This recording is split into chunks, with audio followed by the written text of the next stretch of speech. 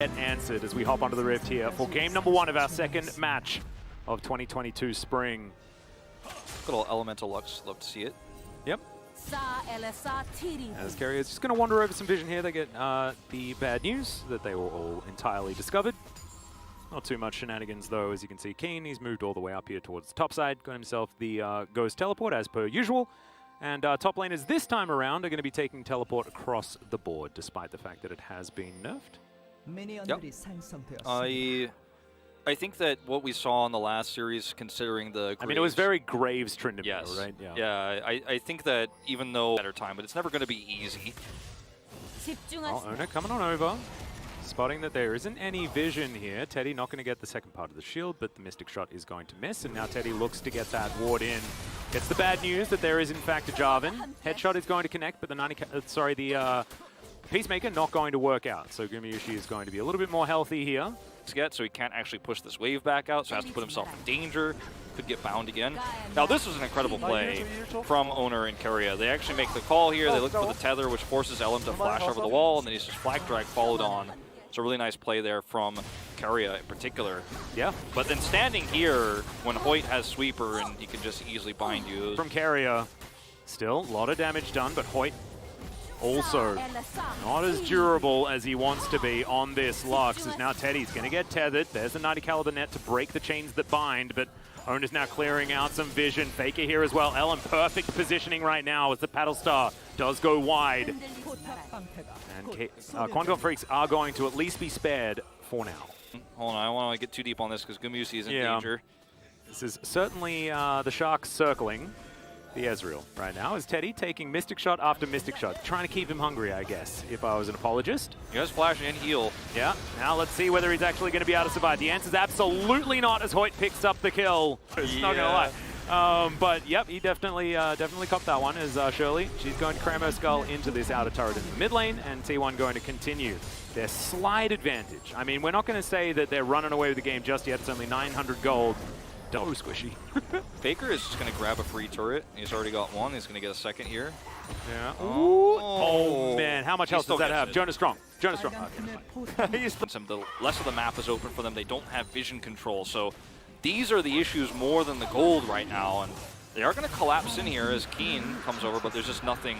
Now going to be okay. So no dive successful. Quantum Freaks just suffering at the hands of all the pressure from T1. They have to give this turret up, or they're going to lose a turret and 2 members of their squad, though. So they do back away, and they're even zoned out of really like experience here for the most part. We're going to see Elim walk in. They go for this spot again. You've got to be so careful. What are you doing? Yep, just like exploding. What? That's exactly what's happening. Sometimes you take a bubble and it just doesn't make you feel all that good. Hoyt is going to find a light binding, but otherwise nothing really going to work out. And Elim, yeah, there was no way that he could even crescent guard his way out of that one. I mean, this is almost like I don't know, which are kind of almost here in spirit. Yeah, in this game, in fact, as Teddy is here. But yeah, this is a really optimistic attempt here to try to save this turret and actually look for something, because you have a lot of burst, obviously, with Lux here, but... I mean, it was a great play from Faker as well. These items certainly is just a force to be reckoned with. So it's a scary time. Quantum Freaks and Teddy not exactly feeling all that comfortable right now. Only 2 items and some boots and things like that, as the binding is going to connect. Ona able to flag and drag his way out as Keen on the flank. Looks for Zeus. Ona takes a lot of damage. Elim as well getting poked over the wall. And this is the danger into the T1 comp. All of a sudden, one of your members may just pop. Yep. Doesn't happen just yet, but Elim can't go in anymore. And Zeus is a brick wall. He is basically a brick wall. Now he's chasing. Oh no, now he's a lion! Looking for Fate, and he should just pop. He does. Fake is going to be able to pick up that one. He's got himself a Gale Force now as well, and it looks like they'll be able to augment this with a turret. Beautiful execution of their comp. And every single thing we talked about in the draft, and the reasons why I really lean towards T1 is this draft has so much power in multiple ways. It's multifaceted, but what's really been working out for them in these skirmishes is Groggs is happy to lose and play weak side. Oh yeah, he's just got so much utility. Look at his items too. Well, Keria is most likely dead. That knock up in the middle of the blast cone, absolutely beautiful, but unnecessary, as Kwangdong Freaks are going to be able to lock him down. Trouble Bubble not going to connect there, as Faker finds a gap in the wall. Not out anywhere near this Drake pit. Keen seen. They can collapse on him. There's the sleep. Yeah. How do you live through this one? Well, let's see. I think the answer might be you don't, but he's going to see what he can do. I mean, that's most of his health bar gone, so this fight is essentially over before it starts. Well, Needlework does come out. Faker takes half of his health bar, but I think you might be right. It's getting a little bit too dangerous. Wow, that almost sniped Teddy. She gets slept, and she's put down to 1/3 health. She survives and gets away, but once she's dead and her mist is on cooldown, she can't do anything. And what allows this to happen? Fantastic warding from T1. There's a control ward on everywhere he needs to be at any time. Then he has Fimbulventer, so he's going to get a shield. Yep. And he's also got Force of Nature against all the magic damage, because it's basically a pure magic damage team outside of Teddy.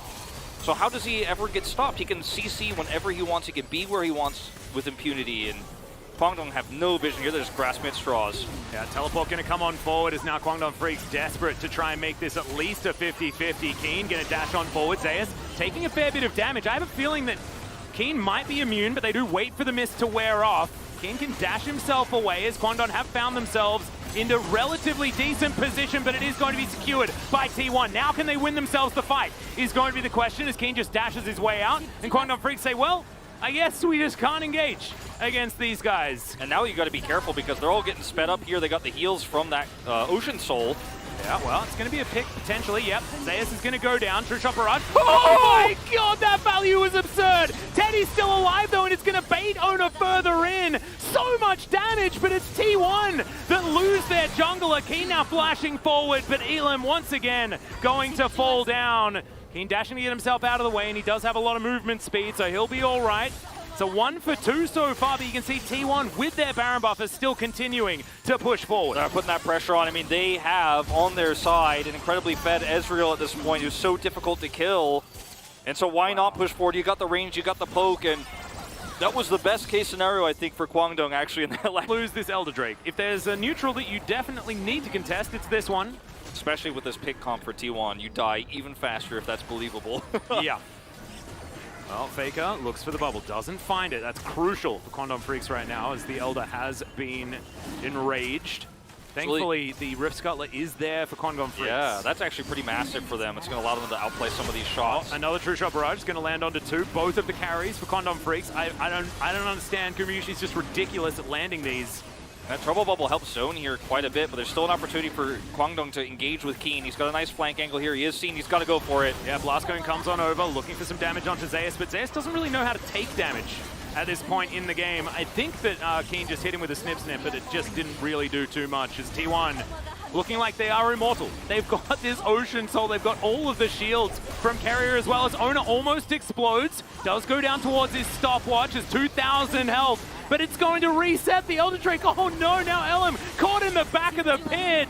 Has to throw down the Crescent Guard, looks to get out of there as Zayas throws through the ultimate, doesn't do too much as, oh my god, Teddy's starting to rip them apart, but no, the Elder Drake is going to be secured, and now it's Gumiyushi's time to shine. Grabs himself one, and oh god, this dragon is tearing them apart. T1 will now take this one to the bank and win game 1. T1 were on the back foot at the start of this fight, and then they also ended up losing a lot of control over the space around the Drake. They had, you know, several of their players were extremely low, especially Owner, who went down to like 1/5 health at one moment there, and yet they're still able to masterfully bring it back. The Drake resets, they're able to walk it back and force that back line away. The DPSs of Kwangdong taken out here, and T1, great in the macro, great in team fighting here across the board. This is what you want to see from one of our top 3 teams in the LCK. Absolutely, the Nexus will be taken down, and as it goes down, Faker for the entire season unkilled. Can you believe it? Yes, it's only been 1 game, but still, it's kind of cool stat. The rest of the team did suffer at least 1, but that is